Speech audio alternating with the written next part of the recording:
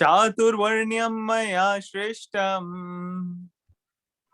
चातुर्वर्ण्यं मया सृष्टम् गुणकर्म विभागशः गुणकर्म कर्मा विभागशः तस्य कर्तारमपि मां तस्य तस्य कर्ताम अपि मां कर्तारमव्ययम् विद्याकर्तारमव्ययम्। ओके, ट्रांसलेशन कौन पढ़ेगा इसकी? काफी इंपॉर्टेंट श्लोक है। मैं पढ़ूं? हाँ जी, प्लीज पढ़िए।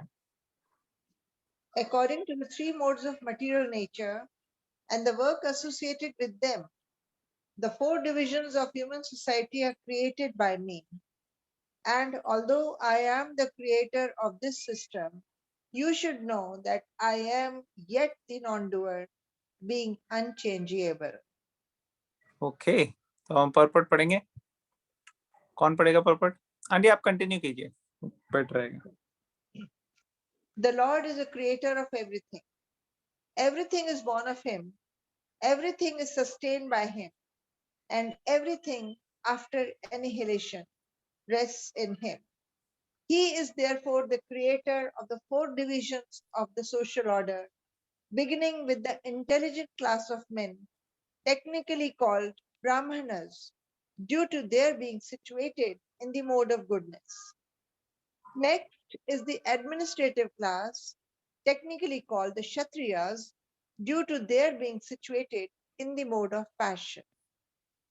The mercantile men, called the Vaishyas, are situated in the mixed modes of passion and ignorance, and the Shudras or laborer class are situated in the ignorant mode of material nature. In spite of his creating the four divisions of human society, Lord Krishna does not belong to any of these divisions because he is not one of the conditioned souls, a section of whom forms human society. Human society is similar to any other animal society, but to elevate men from the animal status, the above mentioned divisions are created by the Lord for the systemic development of Krishna consciousness. The tendency of a particular man towards work is determined by the modes of material nature which he has acquired. Such symptoms of life, according to different modes of material nature, are described in the 18th chapter of this book. A person in Krishna consciousness, however, is above even the Brahmanas. Although Brahmanas by quality are supposed to know about Brahman, the supreme absolute truth, most of them approach only the impersonal Brahman manifestation of Lord Krishna. But a man who transcends the limited knowledge of a Brahmana and reaches the knowledge of the Supreme Personality of Godhead, Lord Sri Krishna, becomes a person in Krishna consciousness, or in other words, a Vaishnava. Krishna consciousness includes knowledge of all different plenary expansions of Krishna, namely Rama, Narasimha, Varaha, etc. And as Krishna is transcendental to this system of the four divisions of human society, a person in Krishna consciousness is also transcendental to all divisions of human society, whether we consider the divisions of community, nation, or species. Hare Krishna. Hare Krishna. Thank you so much aunty for reading. Okay, तो यहाँ पे बड़ा ही important point Krishna बता रहे हैं। क्या बता रहे हो कि बेस्ड अपॉन समथिंग उन्होंने 4 डिवीजन सोसाइटी की बताई हैं, based upon 3 modes of material nature and the work associated with them. गुण और कर्म, गुण और कर्मा के अनुसार 4 सेक्शंस सोसाइटी के हैं जो कि इसमें आप के कर्मों के हिसाब से आप कर सकते हैं। इसमें कहीं जन्म का वर्णन नहीं किया है कृष्ण ने। ऐसे नहीं कहा कि जन्म से कोई ब्राह्मण होगा या जन्म से कोई क्षत्रिय होगा या जन्म से कोई शूद्र होगा, ऐसे बोला नहीं है कहीं। यहाँ पे क्या बोला है? गुण कर्म विभागशः। तो गुणों और कर्मों के हिसाब से अलग अलग सेक्शंस सोसाइटी के होंगे। जैसे एक सेक्शन सोसाइटी का होगा जिनको इंटरेस्ट है सिंपल लाइफ जीने में, सिंपल लाइफ, उनको ज्यादा शोशेबाजी नहीं करनी, ज्यादा उनको क्या कहते हैं बहुत ज्यादा पैसा कमाने में इंटरेस्ट नहीं है, और वो इंटेलिजेंट बहुत, उनको इंटेलेक्चुअल, उनको ऐसी चीजों में अपना दिमाग लगाना है। तो ये लोग जो होते हैं ये मोड ऑफ गुडनेस में होते हैं। और मोड ऑफ गुडनेस में अगर कोई है और वो जैसे हमने डिस्कस किया था ना, मोड ऑफ गुडनेस की क्या क्वालिटीज होती हैं, कौन बताएगा? किसको याद है? मोड ऑफ गुडनेस में जो एक्ट करते हैं लोग, उनके अंदर क्या क्या क्वालिटीज देखने को मिल सकती हैं? हरे कृष्ण। हरे कृष्ण। यूजुअली वो लोग मॉर्निंग टाइम में होते हैं, मॉर्निंग टाइम का होता है। वो They लोग do not सात्विक expect a खाना, return. थोड़ा थोड़ा can you speak loudly Rashika? हाँ जी, मॉर्निंग टाइम होता है उनका। हाँ, सात्विक मॉर्निंग, फूड। यस, उनको जल्दी उठने का करेक्ट करेक्ट।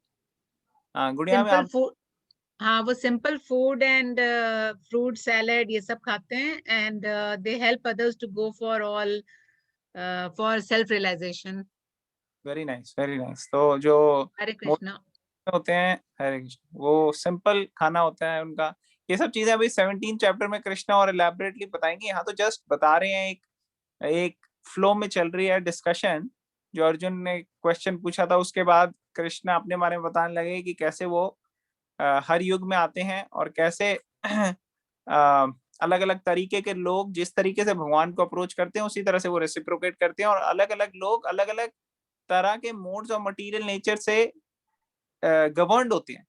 तो कुछ लोग और उसके बेसिस पे ये सोसाइटी के डिविजन्स हैं लेबर की। तो ये अपने कर्म के हिसाब से होता है। तो जो लोग बहुत ही अच्छे हैं, इंटेलिजेंट क्लास, जिनको सिंपल लाइफस्टाइल रहनी है, जिन यहाँ इंटेलिजेंस का मतलब है स्पिरिचुअल इंटेलिजेंस, और इंटेलिजेंस जो के हमें सिंपल और खुश सेटिस्फैक्शन दे सके, वो है। तो ऐसे लोग जो हैं वो पढ़ने में, लिखने में, लिटरेरी वर्क में, पोएम्स वगैरह लिखने में, इन सब चीजों में इनका बड़ा इंटरेस्ट। तो इस तरीके के थिंकर्स जैसे होते हैं, वो सब आप कह सकते हो कि मोड ऑफ गुडनेस से इन्फ्लुएंस होते हैं। हाँ, self satisfied and self realised, very nice. लेकिन प्योर गुडनेस जो होती है उसमें आते हैं जो कि पूरी तरह से सेल्फ रियलाइज्ड हो चुके हैं, ठीक है ना, जो पूर्ण रूप से जान चुके हैं। यहाँ पे लिखा है ना, भगवान नीचे प्रभुपाद ने परपट में एक्सप्लेन किया है यहाँ पे कि कैसे ब्राह्मणों की एक्सपेक्टेशन ये है कि उनको सब ब्राह्मण के बारे में ज्ञान होना चाहिए, तभी उनका नाम ब्राह्मण है।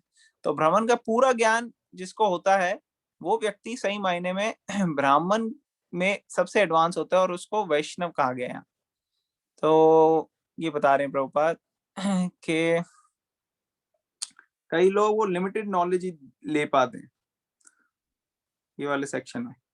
तो जो लिमिटेड नॉलेज ही ले पाते हैं वो, उनको पूरी सेल्फ रियलाइजेशन अभी हो नहीं पाती, तो इसलिए वो प्योर गुडनेस में नहीं है। लेकिन जिनको पूरी रियलाइजेशन हो जाती है, वो पूरा समझ लेते हैं अलग अलग एस्पेक्ट भगवान के क्या क्या हैं, ब्रह्मन, परमात्मा, भगवान, इन सबको जान लेते हैं और आगे रियलाइज कर पाते हैं, वो लोग जो हैं वो प्योर गुडनेस में जाता है।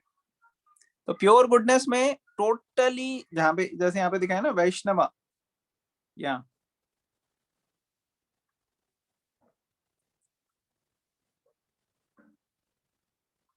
दिखाता है एक सेकंड।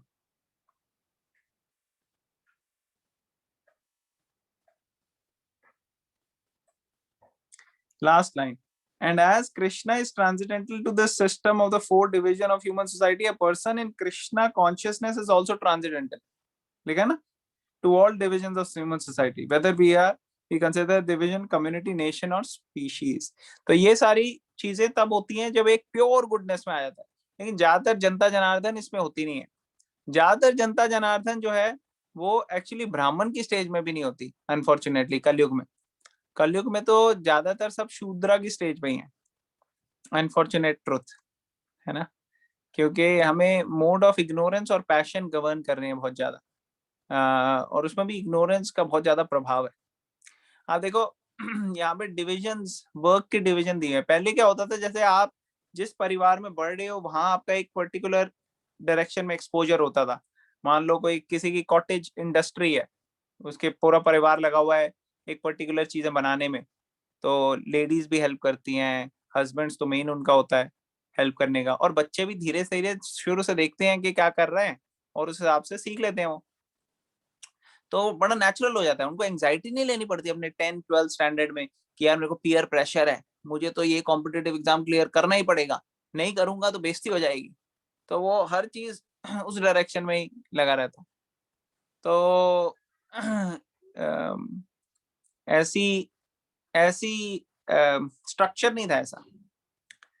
तो उसी तरह से ब्राह्मण जो व्यक्ति है वो ब्राह्मण पूरे रूल्स रेगुलेशंस के हिसाब से पहले से ही उसको अपने छोटी एज से ही ऐसी ट्रेनिंग होती है ब्राह्मण को कि कैसे उसको आगे चल के अपना, अपने परिवार का, अपने समाज का, सबका भला करना है.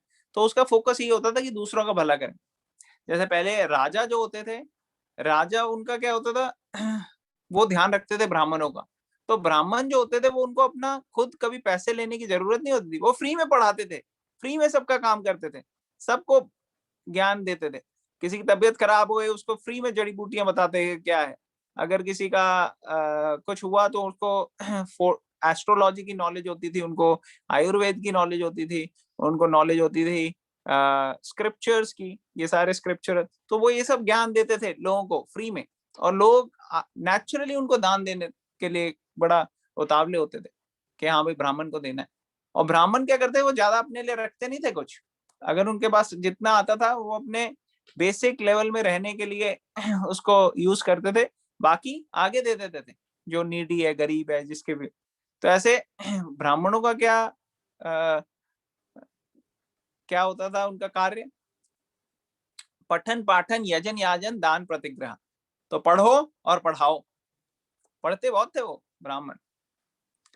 पठन पाठन यजन याजन, यज्ञ वगैरह करो, भगवान की पूजा करो, अर्च विग्रह डीटी वर्शिप करो, और लोगों को सिखाओ, जप करो, चैंटिंग करो, मेडिटेशन. एक्चुअली इंडियंस जो हैं उनके लिए वैसे भी, क्योंकि हमारी परंपरा में ऐसे चल रहा है, मेडिटेशन, मंत्रा मेडिटेशन को बहुत ज्यादा फोकस दिया हुआ है, इसलिए हमारे ऋषि मुनि जो हैं वो इतना मेडिटेट करते थे मंत्रों पे, तो उनका बहुत इंटेलेक्चुअल लेवल एडवांस था. तो ये ब्राह्मणों का लाइफस्टाइल होता था. तो उनको कभी एक्यूमुलेट करने की जरूरत नहीं. हम जो एक्यूमुलेट करते हैं वो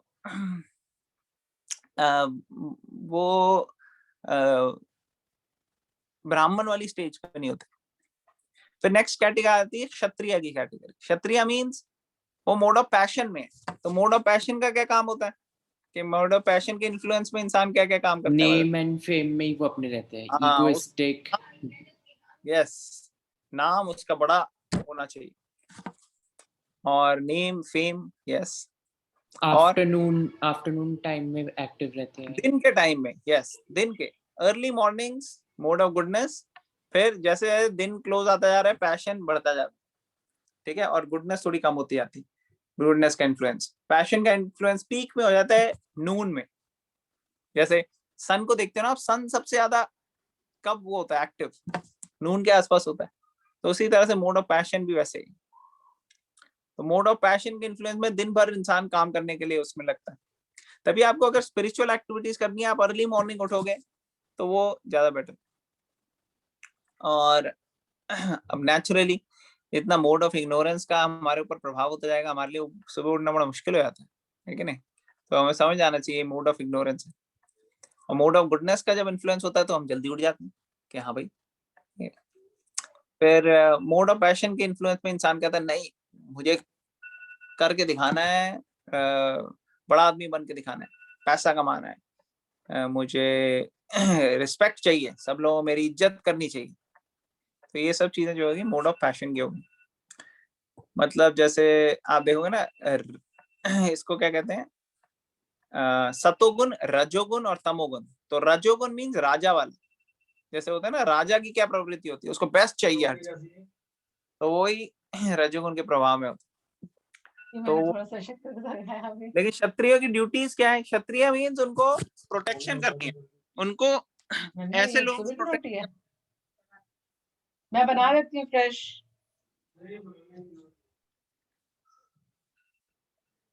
I think someone's mic was not on mute. Okay, so जो क्षत्रिय हैं उनकी ड्यूटी क्या है? उनका ठीक है आपका नेम फेम है, लेकिन क्षत्रियों का क्या काम होता है? उनका ये काम होता है कि समाज को प्रोटेक्ट करें, रक्षा करें। कोई भी गलत तरीके के एलिमेंट्स जो है सोसाइटी में वो प्रेवलेंट नहीं होने चाहिए। जैसे कितने सारे हम देखते हैं गलत तरीके के लोग प्रेवलेंट हो जाते हैं सोसाइटी में, जो कि चोरी करते हैं, डाका डालते हैं, डकैत होते हैं, जो कि लोगों को टॉर्चर करते हैं, ठीक है, लेडीज के साथ मिसबिहेव करते हैं। तो ऐसे बड़े सारे लोग प्रेवलेंट हो जाते हैं। तो क्षत्रियों को ऐसी ट्रेनिंग होती है शुरू से कि हाँ भाई आपको नेम फेम ये सब ठीक है, लेकिन आपको अपनी जिंदगी लगानी है समाज के लिए, भला करने के लिए। तो वो कहते हैं हाँ ठीक है, उनको इसमें ठीक लगता है। और इसलिए क्योंकि शुरू से उनकी ट्रेनिंग ऐसे होती है कि जन कल्याण करना है, अपने लिए नहीं सोचना कि बॉडी के लिए। प्राण जाए पर वचन ना जाए, है कि नहीं? अपने शरीर के लिए नहीं सोचना तुमने उसको ऐसे बिल्कुल ट्रेनिंग उनकी ऐसी होती है कि वो डरते नहीं है किसी चीज को करने से। तो ये क्षत्रियों का नेचर है। लेकिन उसके लिए उनको करना क्या होता है? उनको अपनी जान की परवाह करे बगैर उनके सेवा में लगना है पूरी। और वैश्य जो होते हैं, वैश्य होते हैं मिक्स्ड मोड ऑफ पैशन और इग्नोरेंस में। उनका इंटरेस्ट बहुत होता है पैसे कमाने के लिए, वो बड़े तेज होते हैं, जैसे बिजनेसमैन। अब आज की सोसाइटी में जो है ना वो अच्छा, क्षत्रियों का एक और काम होता है एडमिनिस्ट्रेशन। वो ऑर्गेनाइज करने में चीजें बड़े अच्छे होते हैं क्षत्रिय। उनको कोई प्रोग्राम ऑर्गेनाइज करना है, कोई वो ऑर्गेनाइज करना है, वो बड़े अच्छे से कर लेंगे, वो क्वालिटी है उनकी, ठीक है। तो ब्राह्मण हो गए, क्षत्रिय, वैश्य। अब वैश्य की क्या ड्यूटी है? वैश्य का है पैसे कमाते हो, और पैसे कमा के वो टैक्स देते, उनका काम है टैक्स। वो सोसाइटी के लिए बहुत अच्छे हैं। तो उनको कहते हैं हाँ आप रखो सारा 75% आप रखो, 25% आप दे दो टैक्स में।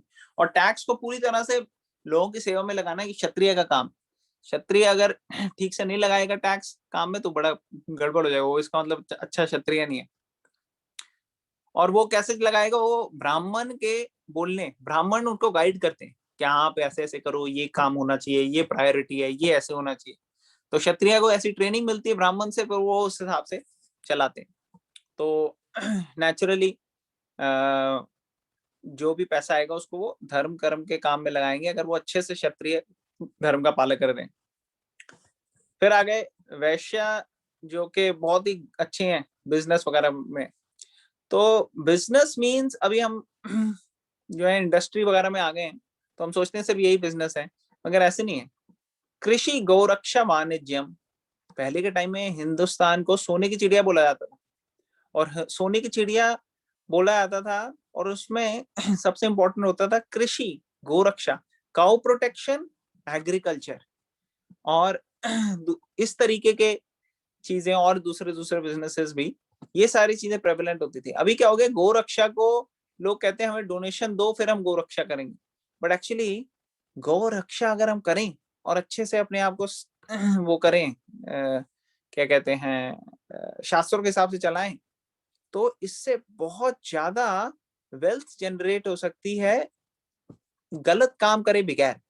अभी के जो हम वेल्थ जनरेट करने के साधन बिजनेस और दूसरी चीजें ले रहे हैं, वो शॉर्ट टर्म में तो आपको जनरेट करती है, लेकिन लॉन्ग टर्म में उसके बड़े साइड इफेक्ट्स हो जाते हैं, बहुत साइड इफेक्ट्स, बहुत सारी प्रॉब्लम्स, इतनी पोल्यूशन, इतने गलत गलत चीजें। तो उसको कैसे इको फ्रेंडली में करें, ये आजकल बहुत बहुत ज्यादा रिसर्च का एक फील्ड हो गई है, डेवलप हो गई। इनफैक्ट लोग पीएचडी कर रहे हैं। तो मैं परसों भी बता रहा था, गोवर्धन इको विलेज जो एक फार्म कम्युनिटी है, वहां पे उन्होंने घर बनाए हैं, घर मीन्स कॉटेजेस बनाई हैं वहां पे, और वहां पे बड़ी सारी और उन्होंने चीजें करी हैं एक यूनिक वे में, नेचुरल वे में कैसे करना चाहिए। तो उसके लिए उन्होंने काउ प्रोटेक्शन, बहुत सारे काउज हैं वहां पे, और काउ के थ्रू काउ प्रोडक्ट्स बन रहे हैं, और ये सारी की सारी देसी गाय हैं। देसी गाय जो होती हैं उनका जो मिल्क होता है वो सेहत के लिए बहुत अच्छा होता है, A2 मिल्क कहते हैं उसको। आप देखोगे A2 मिल्क, A1 मिल्क, अगर आप इसको में इंटरनेट में देखोगे बहुत सारा लिटरेचर है इसमें, बताते हैं कैसे A2 मिल्क जो होता है वो बहुत हेल्थ के लिए बेटर है। और पहले के जमाने में जब हम मिल्क को इंकरेज करते हैं वो A2 मिल्क के लिए ही करते हैं। अब के टाइम में जो हमारे को मिल्क मिल रहा है अनफॉर्चुनेटली सोसाइटी में वो इतना अच्छा नहीं है। आज से 200-300 साल पहले इंडिया में सिर्फ A2 मिल्क ही होता था, A1 होता ही नहीं था। ये तो बाहर से लोगों ने क्या किया, देसी गाय को जब इन्वेजन हुआ मुस्लिम्स का और क्रिश्चियंस का और ब्रिटिशर्स का, और तो उन्होंने बहुत अटैक किया, काउ किलिंग करी, और इन सब की वजह से क्या हुआ, काउ किलिंग की वजह से देसी गाय की संख्या बहुत ज्यादा कम होती गई, और मिक्स्ड ब्रीड उन्होंने बनाए। मिक्स्ड ब्रीड, ऐसी ऐसी ब्रीड्स बनाई जिससे दूध की क्वांटिटी ज्यादा हो जाए, लेकिन उनको पता नहीं था कि क्वालिटी इतनी खराब हो जाएगी। तो दूध की क्वालिटी अब हो गई खराब, और क्वांटिटी बढ़ाने के चक्कर में लोगों ने क्वालिटी पे कॉम्प्रोमाइज कर ली। तो देसी गाय जो है वो मिलनी बड़ी मुश्किल है, लेकिन कई कई जगह वो स्पेसिफिकली देसी गाय को प्रिजर्व करते हैं, उनको आगे ध्यान रखते हैं, आगे बढ़ाते हैं। नो डाउट शुरू में तो हमारे को इसके लिए डोनेशंस चाहिए, हमें गौ रक्षा के लिए बढ़ाना है, लेकिन अगर इंसान इन्वेस्ट करे, सरकार इन्वेस्ट करे, लोग इंटेलिजेंटली इसमें इन्वेस्ट करें, तो आने वाले दशकों में इनका बहुत ज्यादा यूज है। बहुत सारी चीजें हैं जो इससे बेनिफिशियल हो सकती हैं। आजकल फ्यूल की लोगों को कमी है, तो बायोगैस प्लांट्स खुल सकते हैं, ये सारे लोग कर भी रहे हैं बायोगैस प्लांट।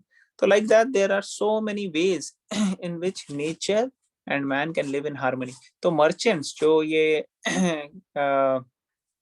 थर्ड कैटेगरी के लोग हैं, वैश्य, ये इस चीज में जो है माहिर है, उनको पता है कैसे पैसे इससे बनाने, तो वो इंटेलिजेंस जो है उनको वैश्य का ड्यूटी दिया जाती है। और शूद्र व्यक्ति ऐसे हैं जो अपने में इतने ज्यादा इंटेलेक्चुअल नहीं है, इतने ज्यादा उनको क्या कहते हैं इंटरेस्ट नहीं है, थोड़े मोड ऑफ इग्नोरेंस ने उनको पूरी तरह से जकड़ा हुआ है, तो थोड़े डिफरेंट उनके नेचर होती है, उनकी होती है लेजी।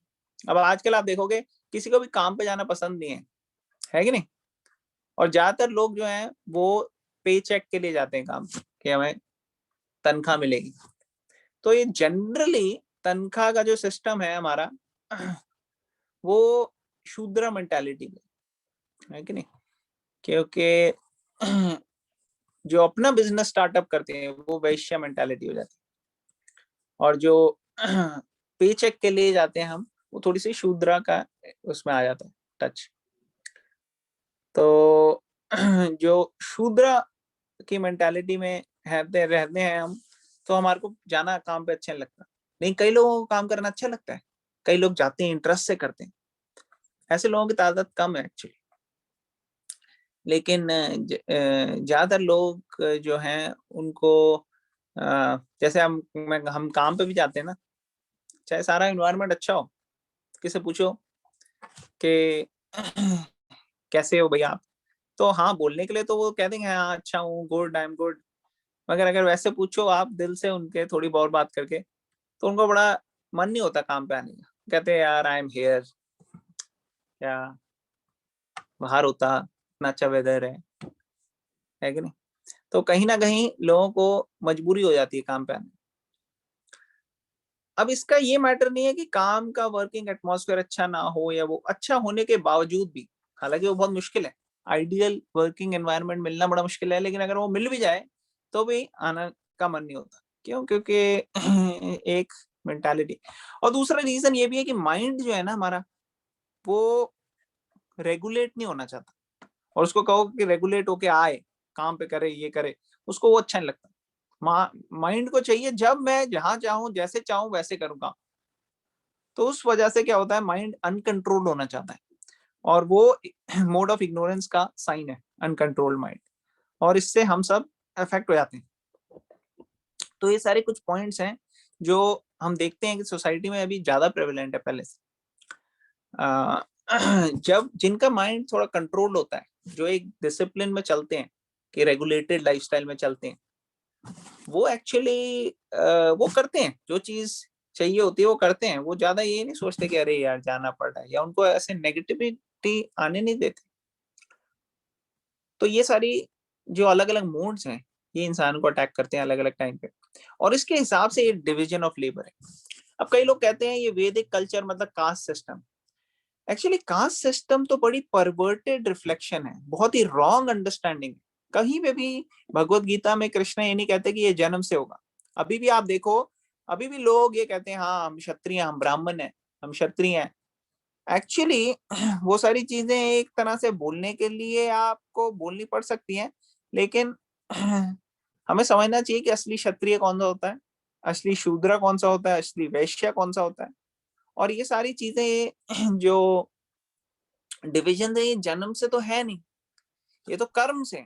तो हमें देखना चाहिए हमारा कर्म कैसा है। अगर हमारा कर्म शूद्रों वाला है, हमारी नेचर शूद्रों वाली है, हमारे रीति रिवाज लिविंग स्टाइल शूद्रों वाला है, कि हमारे को लेजी क्या होता है, शूद्र मोड ऑफ इग्नोरेंस में। तो इग्नोरेंस मीन्स वो लेजी होते हैं, उनको आज का काम कल करो, कल का परसों, ठीक है ना, इतनी जल्दी क्या है जब जीना है बरसों, उनको ये मेंटालिटी होती है। तो ये हो गया शूद्र की।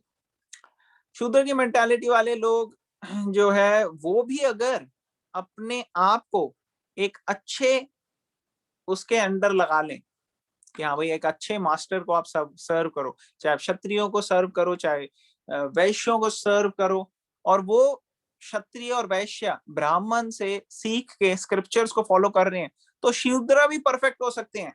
ऐसा नहीं है कि सिर्फ ब्राह्मण ही परफेक्ट होगा। हमारी नेचर शूद्रों वाली है, हम शूद्र का प्रोसेस भी फॉलो करेंगे तो भी हमारा जो डेस्टिनी होगी वो बहुत अच्छी हो सकती है। ऐसे स्क्रिप्चर्स बताते हैं। ये नहीं कहते कि शूद्रों के लिए कोई होप नहीं है, तुम जाओगे, नहीं नहीं नहीं।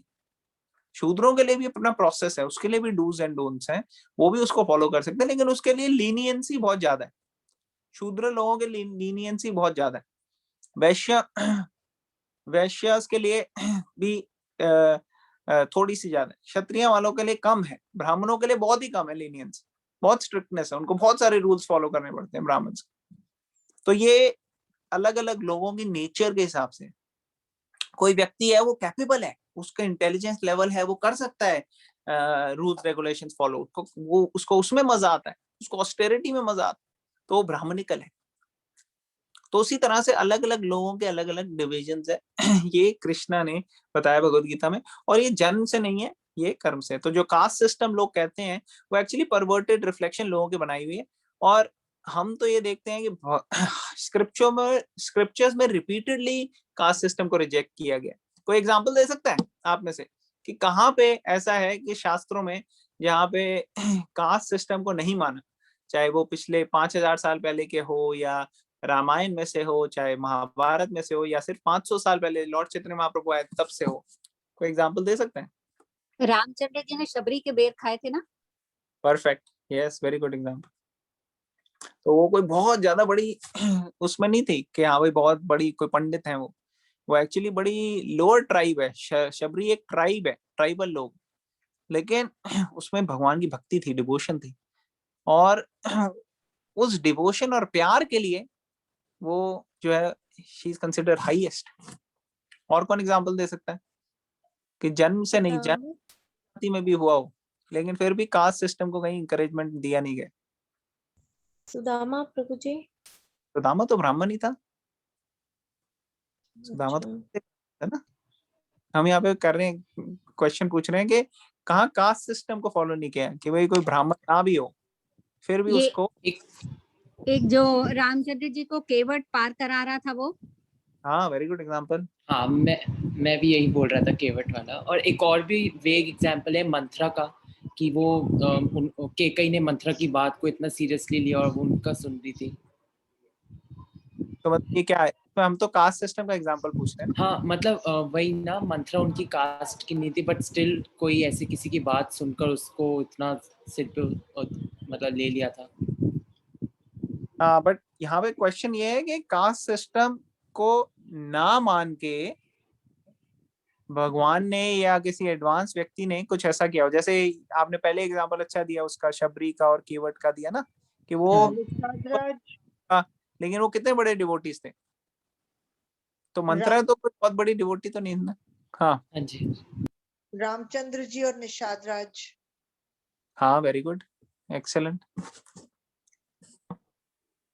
और कौन बताएगा? तो आप लोगों ने कई अच्छे अच्छे एग्जांपल दिए, और कोई देना चाहेगा?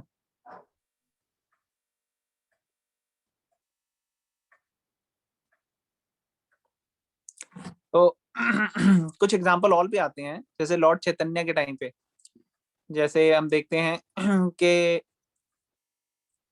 हरिदास ठाकुर एक मुस्लिम परिवार से थे, लेकिन मुस्लिम परिवार का होने के बावजूद भी हरिदास ठाकुर, क्योंकि उनकी नाम में इतनी रुचि थी, भगवान के नाम में, और हमेशा वो भगवान का नाम लेते रहते थे, हरे कृष्ण कृष्ण कृष्ण हरे हरे, हरे राम राम राम हरे। तो उनको बहुत ऊंची पदवी दी। लॉर्ड चैतन्य महाप्रभु ने कहा आप तो नाम के आचार्य बनो। तो ये बिल्कुल ही क्या कहते हैं, उस वक्त के लिए, उस वक्त के समाज के लिए बिल्कुल ऑपोजिट था। 500 साल पहले ऐसा किसी ने करा नहीं। तो ये कास्ट सिस्टम को इंडिया ने कभी भी एक्सेप्ट नहीं किया। कई लोग कहते हैं, लोगों ने क्या किया, प्रोपेगेंडा बनाया है इस चीज का। और आजकल तो लोग खैर मिस रिप्रेजेंट करते ही हैं, तो पिछले कुछ सालों में ये चीज डेफिनेटली होती है, क्योंकि पहले कई लोगों ने इसका मिस रिप्रेजेंट करके इसको लोगों को एक्सप्लॉइट किया। जैसे अमेरिका में भी आप देखोगे, पहले रेसिज्म होता था, तो रेसिज्म की वजह से बहुत सारे लोगों को एक्सप्लॉइट किए, राइट।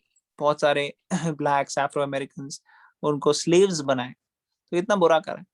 तो टाइम टू टाइम ऐसे एलिमेंट्स हर सोसाइटी में आते हैं जो कि अपनी पोजीशन का फायदा लेने के लिए दूसरों को एक्सप्लॉइट करते हैं। तो ये शास्त्रों के अनुकूल नहीं है, ये शास्त्रों के प्रतिकूल है।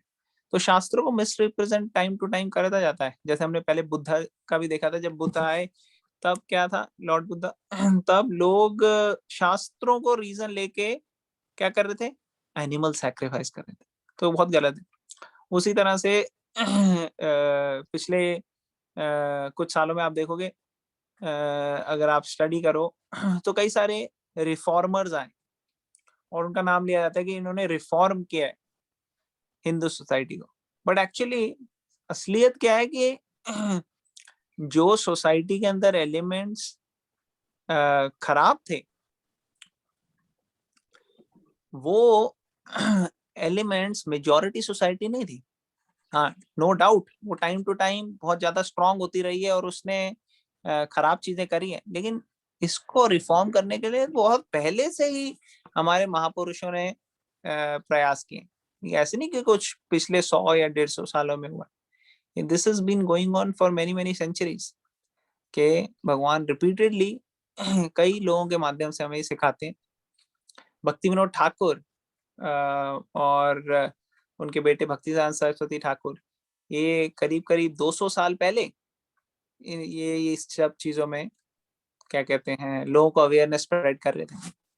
तो 500 साल पहले हमने देखा अद्वैत आचार्य भी थे 500 साल पहले। तो टाइम टू टाइम हर टाइम पीरियड में जो लर्नेड लोग हैं, जो भगवान के भक्त हैं, जो एडवांस्ड हैं, उन लोगों ने कभी भी इस चीज को एक्सेप्ट नहीं किया। जो लोग नहीं हैं, जो लोगों को गुमराह किया गया और ऐसी गलत गलत चीजें करी गई, वैसे लोग जिनको शास्त्रों का ज्ञान नहीं है, उन लोगों ने मिस रिप्रेजेंट करके कास्ट सिस्टम बनाया। बट कहीं पे भी ये शास्त्रों के अनुकूल नहीं रहा।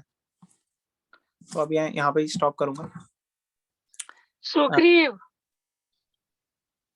सुग्रीव, यस, सुग्रीव, हनुमान जी, ये सब कोई ह्यूमन उसमें भी नहीं पैदा हुए बॉडी में, लेकिन फिर भी कितने एडवांस है हनुमान जी खासकर। Okay, very good, all right. तो और किसी का कोई क्वेश्चन, कमेंट या कोई पॉइंट है?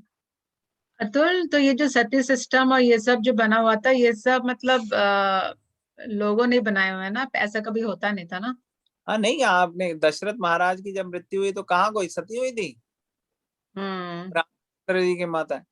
ये तो क्या कहते हैं, मिस रिप्रेजेंटेशन है वैदिक कल्चर का, जो कि टाइम टू टाइम लोग करते रहते हैं, और ऐसे लोगों को पे हमें फॉलो नहीं करना चाहिए। देखो, जो भेड़ चाल होती है ना, जो सोसाइटी में ज्यादातर लोग करते हैं, लोग सोचते हैं कि शायद यही सही है, ऐसे नहीं होना चाहिए हमें। भेड़ चाल नहीं चलनी चाहिए। भेड़ चाल क्या होती है? अगर बड़ा सारा झुंड जा रहा है ना भेड़ों का, भेड़ मीन्स शीप, तो आप एक बड़े से लॉग ऑफ वुड रख दो, एक लंबा सा, तो जो पहली वाली होगी वो छलांग लगाएगी, क्योंकि चलना है ना, तो लॉग ऑफ वुड आ गई, तो उसके ऊपर से जंप करेगी, दूसरी वाली भी जंप करेगी, तीसरी वाली भी जंप करेगी। अब आप उसको हटा लो लॉग ऑफ वुड को, फिर भी चौथी भी जंप करेगी, पांचवी भी जंप करेगी, अब तो वहां है भी नहीं, वहां लकड़ी है भी नहीं, छठी भी जंप करेगी। क्यों? सामने वाले ने किया, तो हम भी करेंगे। तो इस तरीके से अलग अलग धारणाएं बनती जाती हैं। इसीलिए हम जो बनी हुई है धारणा, उस पर नहीं चलते, हम शास्त्रों को मान के चलते। शास्त्रों के अनुकूल अगर हम चलेंगे तो सबका भला होगा। अदरवाइज शास्त्र बताते हैं अंधा यथा अंधेर उपदीयमाना, कि अगर आप ऐसे व्यक्तियों को सुनोगे जिनको शास्त्रों का ज्ञान नहीं है, तो ये उसी तरीके से है कि आप किसी अंधे व्यक्ति को कह रहे हो कि मेरे को दिख नहीं रहा, आप जरा मेरा हेल्प करके मेरे को रोड क्रॉस करा दो। वो अंधा व्यक्ति कहता है हाँ हाँ मैं कराता हूँ क्रॉस, वो दोनों के दोनों रोड क्रॉस कराने के लिए। तो ये बड़ा डेंजरस हो सकता है। इसलिए शास्त्रों का जिनका ज्ञान नहीं है, ऐसे व्यक्तियों को हमें अथॉरिटी नहीं मानना चाहिए। रिस्पेक्ट तो हमें सबको करनी है, एक चींटी को भी रिस्पेक्ट करनी है, लेकिन हम ऐसे लोगों को क्रेडिबिलिटी नहीं देते as our teachers. We have better teachers than that. ठीक है ना? हाँ जी। Okay, great. अच्छा, हाँ, एक और कल क्वेश्चन परसों पूछा था कि कोई टेम्पल के बारे में बोल रहे थे कि इस्कॉन के डिवोटीज इस टेम्पल में नहीं जाते, राधे राधे वाले टेम्पल। तो पहली चीज तो ये है कि मैं उस वक्त बताना भूल गया कि इस्कॉन कभी किसी को कोई कुछ कहता नहीं कि आपने ये करना है या नहीं करना। मेरे लेक्चर में या मेरी डिस्कशन में कभी भी इतने महीनों से मैंने कभी आपको कहा नहीं होगा कि आप कोई राधे राधे टेम्पल में जाओ या नहीं जाओ। ये तो एक व्यक्ति को अपने आप जो मानना है वो मान सकते हैं।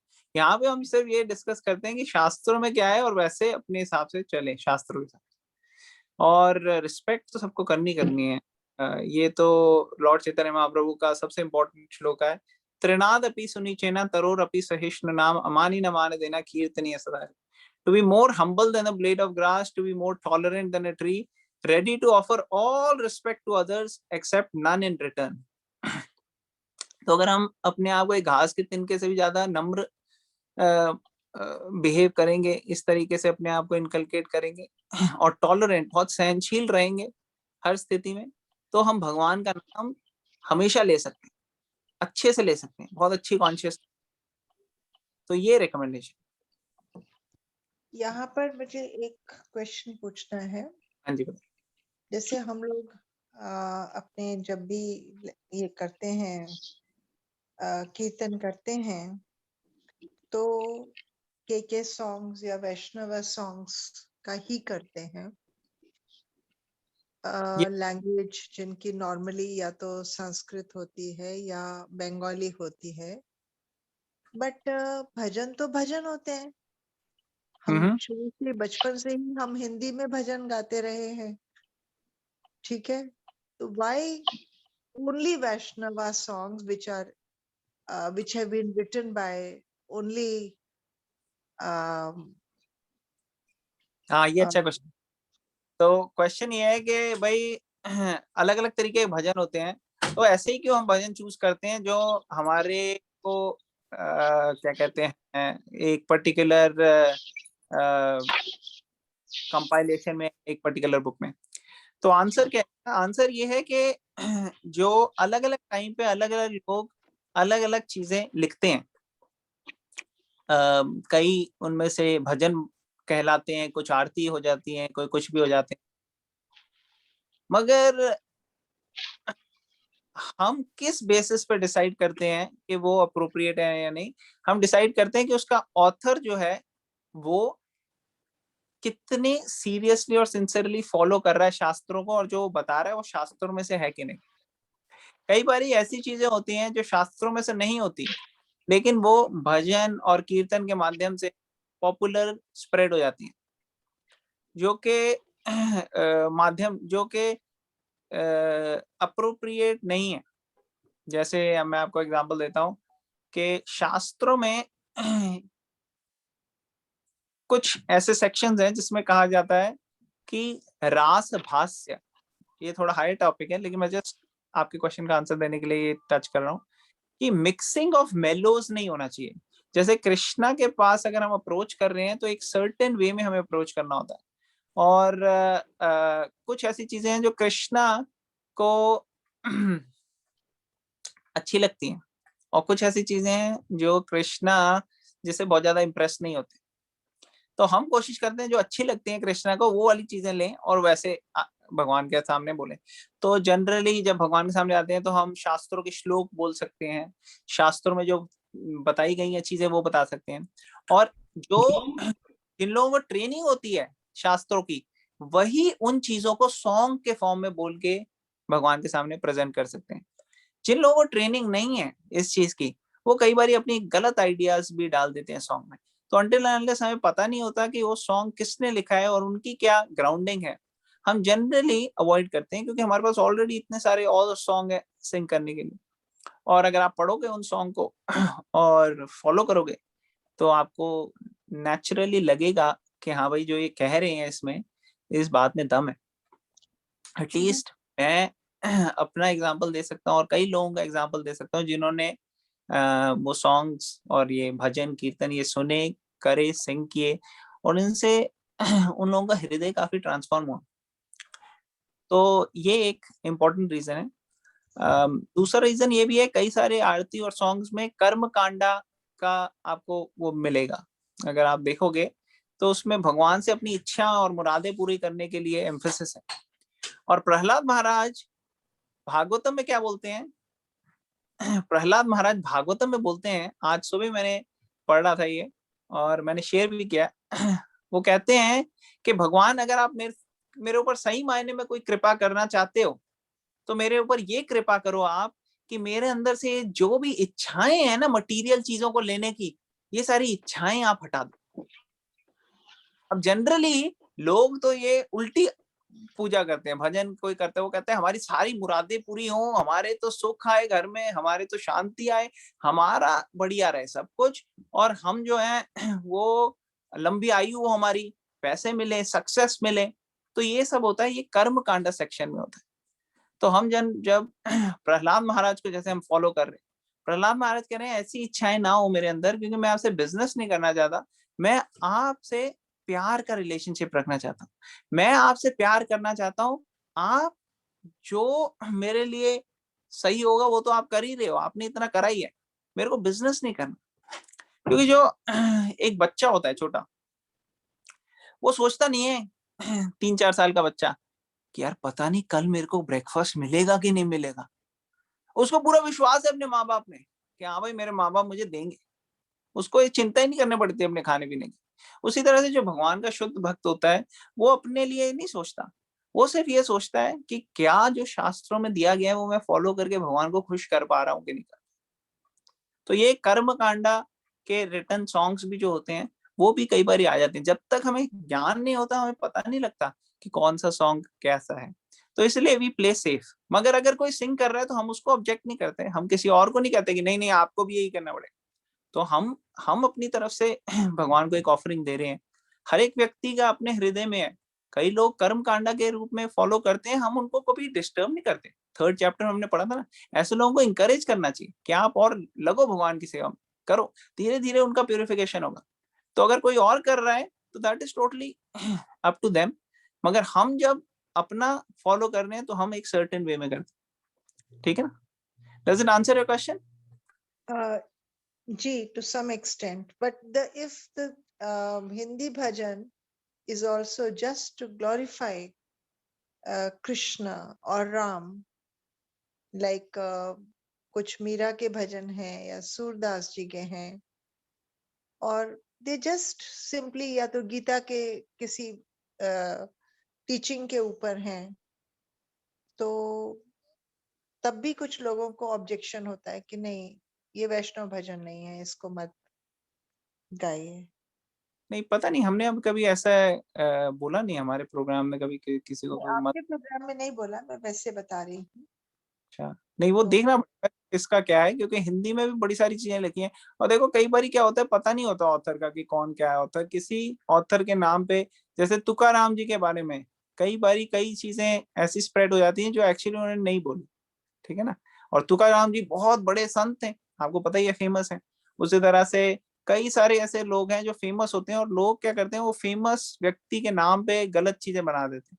तो until and unless I don't know a particular thing, मैं कमेंट नहीं कर सकता कि किसने कभी क्यों कहा, कैसे कहा, but we can talk principles. Principle ये है कि प्योर डिवोशनल सर्विस की तरफ जो बढ़ रहे हैं वो कोशिश करते हैं कि वैसे वाले सॉन्ग ही सिंग करें और वैसे वाले ही श्लोक पढ़ें। लेकिन अगर कोई मिक्स डिवोशनल सर्विस की तरफ बढ़ रहा है, उसको क्या कहते हैं, भगवान से मटेरियल चीजें चाहिए, तो वो भी कर सकते हैं। और अगर किसी पर्टिकुलर सॉन्ग या किसी पर्टिकुलर उसका लैंग्वेज हिंदी है तो उससे कोई प्रॉब्लम नहीं है। हिंदी के बड़े सारे सॉन्ग हमारे उसमें भी हैं जो हम सिंग करते हैं। अगर आप देखोगे वृंदावन में या ब्रज में बड़ी सारी ब्रज भाषा के और हिंदी भाषा के सॉन्ग सिंग होते हैं। तो हमारे आचार्यों ने भी लिखे हैं, वो भी हम सिंग करते हैं, ऐसा नहीं है कुछ। थैंक यू जी। Thank you. ओके, और कोई किसी का क्वेश्चन, कमेंट, कोई point? Okay, thank you very much everyone for joining. हम कंटिन्यू करेंगे अपनी भगवत गीता की reading. Will end it here. Bhagavad Gita की जय, श्रील प्रभुपाद की जय। हरे हरे कृष्ण। हरे कृष्ण। हरे कृष्ण।